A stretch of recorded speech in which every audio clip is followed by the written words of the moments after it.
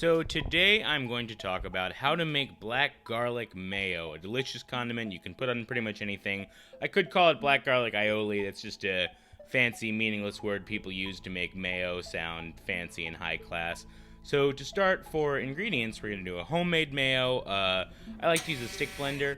We need 1 egg, a cup of oil, the juice from half a lemon, 1 tablespoon, about a teaspoon of Dijon mustard, a garlic clove. You could use a couple if you want. I like to use 4, but if you want a more subtle flavor, that's all you need. Some salt and pepper to taste, about a pinch, maybe a teaspoon of salt, however much pepper you feel like.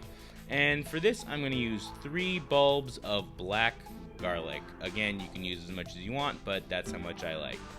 This is me peeling it so you get an idea of what the bulbs look like when you peel them out. Black garlic is cooked for several weeks at very, very low heat to produce sort of a funky flavor you don't get in regular garlic.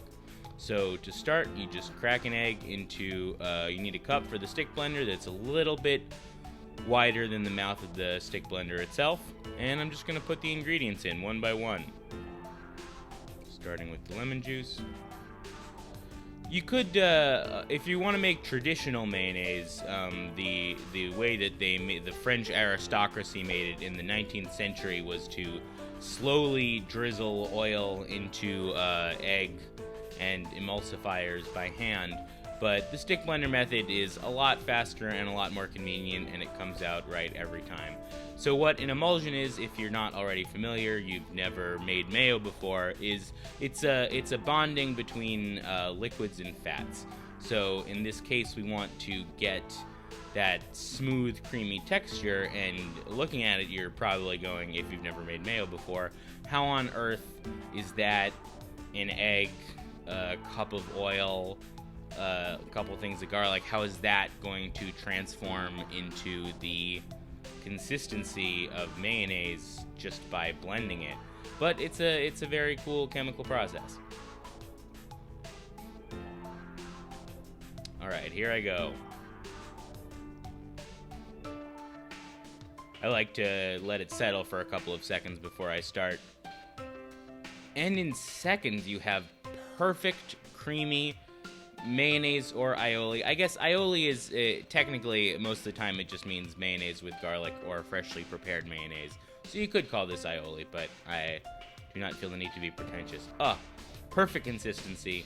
Comes out beautifully like a dream. This you could put on anything by itself. It's fantastic. At this point, you could mix in pretty much anything that you want to for additional flavor. In the past, I have enjoyed using balsamic vinegar is great.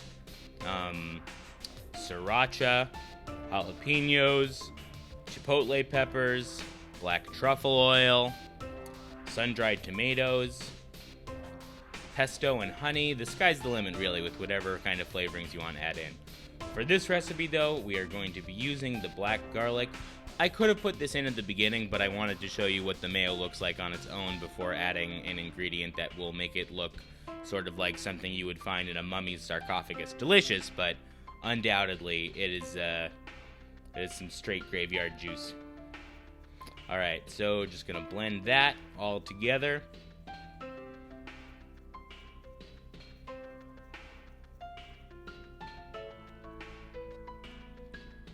A couple times up and down, and it perfectly purees into beautiful black garlic mayo.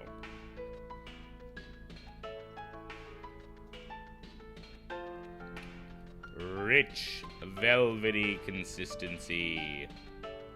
So if you've never used black garlic mayo before, maybe you've seen it on Bob's Burgers. It's delicious to put on pretty much anything. Put it on burgers, sandwiches. It's a great dip for fries, crudité. There's really not a lot that you can't do with it.